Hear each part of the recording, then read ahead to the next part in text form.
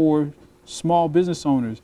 And so from that respect, the alumni, some degree in favor, but then you also have a group of alumni who have witnessed the history of these partnerships.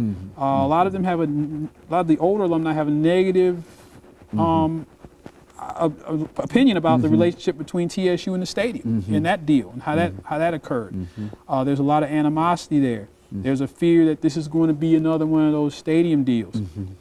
And so when we start to look at our stakeholder groups, we want to see, well, how do we being an HBCU, how do we bring these groups together to come to some meeting of the mind so that we can have some form of development that might not make everybody happy, but it will at least make everybody satisfied.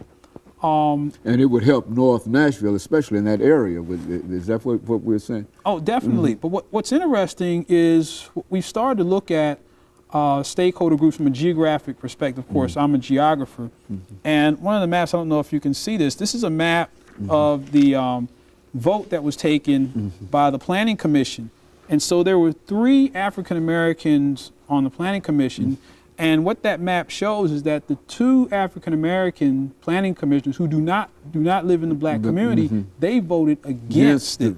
The 1 African American planning commissioner who lives in the black community voted for it.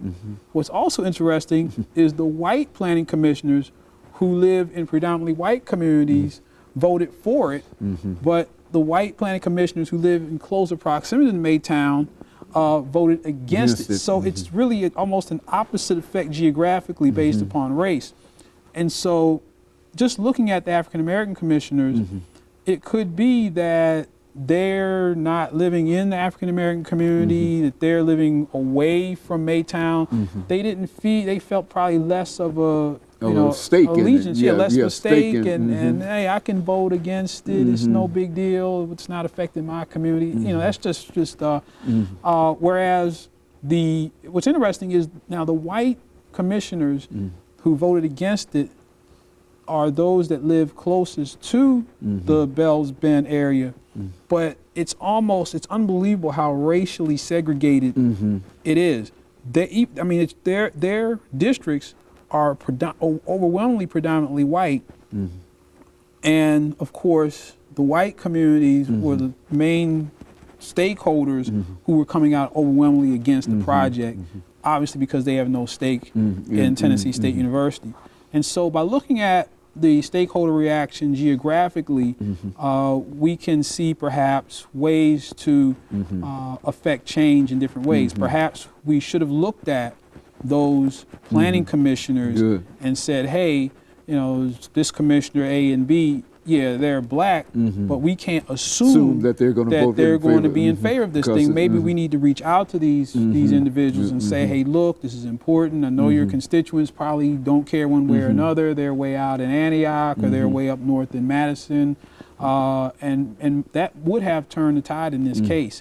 But obviously that didn't happen. And so so that's one thing that we're really interested in. Okay, so Dr. Padgett, we're ending this show for today, but you really do believe that it is possible to get this project up and running with a little more publicity and a little more interest in some of the people that ought to be interested in it. You think that you can get it going again?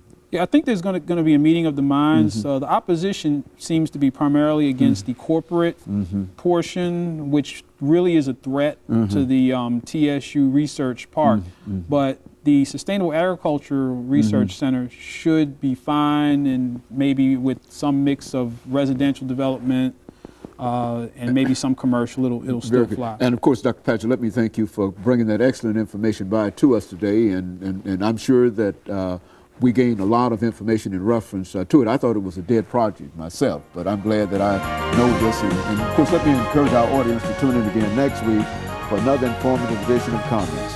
Thank you and good morning.